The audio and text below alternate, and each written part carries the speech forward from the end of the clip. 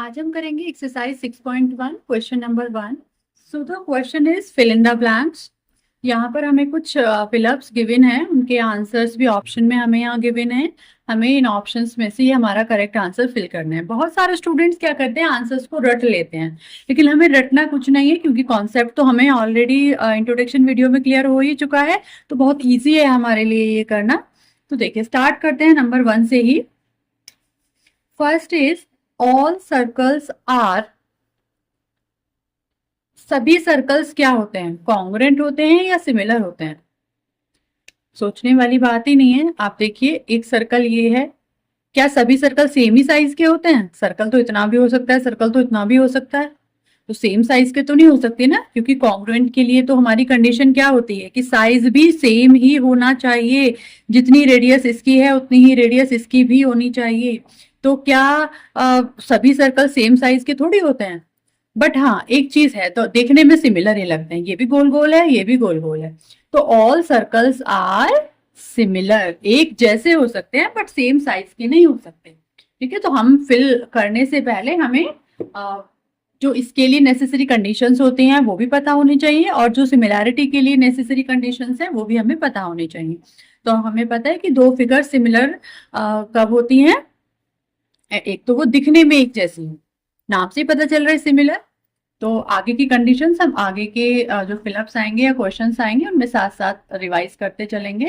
तो इसमें आ गया हमारा ऑल सर्कल्स आर सिमिलर। अब नेक्स्ट देखते हैं, नेक्स्ट भी सेम ही है, ऑल स्क्वायर्स आर सिमिलर या कॉन्ग्रुएंट। फिर से वही है, क्या सभी स्क्वायर सेम शेप के ही होते हैं। स्क्वायर तो डिफरेंट डिफरेंट शेप के भी हो सकते हैं ना, छोटा भी स्क्वायर हो सकता है बड़ा भी स्क्वायर हो सकता है। तो इसमें भी इसका भी करेक्ट आंसर आपका क्या होगा, सिमिलर ही होगा, क्योंकि सभी स्क्वायर्स का सेम साइज नहीं होता है।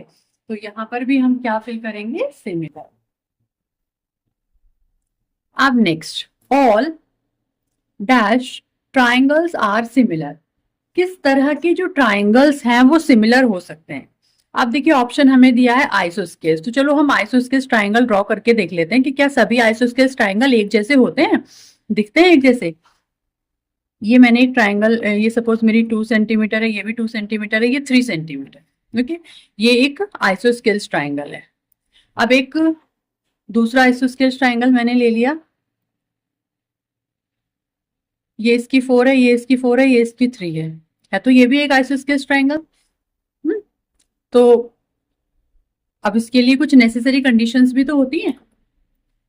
क्या नेसेसरी कंडीशंस होती हैं, ट्राइंगल्स का ही तो चैप्टर हम पढ़ रहे हैं, तो ये तो हमें पता होना बहुत जरूरी है।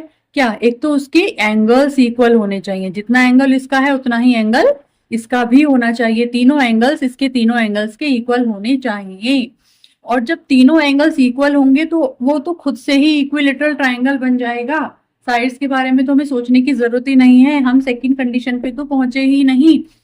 फर्स्ट कंडीशन से ही हमें पता चल गया कि जब ऑल एंगल्स इक्वल होते हैं, पहली कंडीशन हमारी ये होती है, और जब ऑल एंगल्स इक्वल होंगे तो इट मीन्स तो ये तो क्वाड्रिलेटरल हो, सॉरी इक्विलेटरल ट्राइंगल हो गया।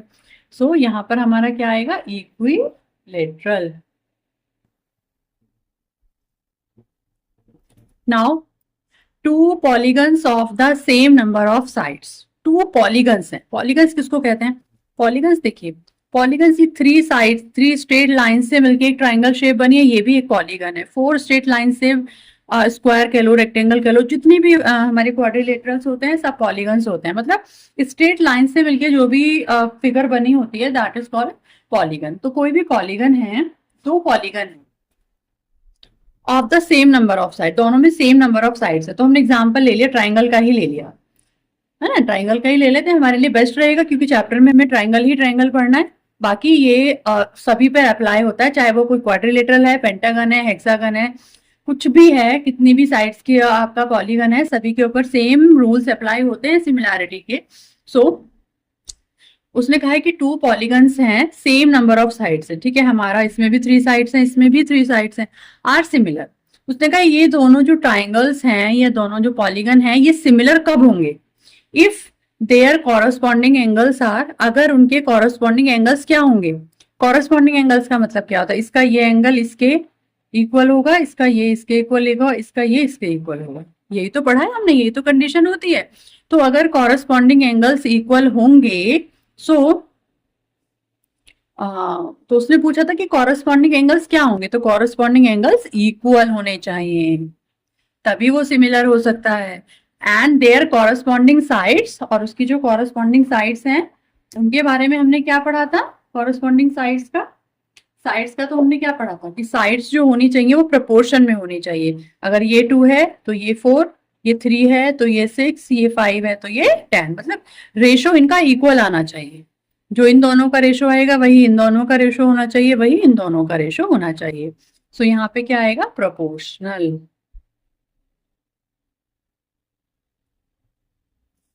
आई होप सभी को क्लियर हो गया होगा।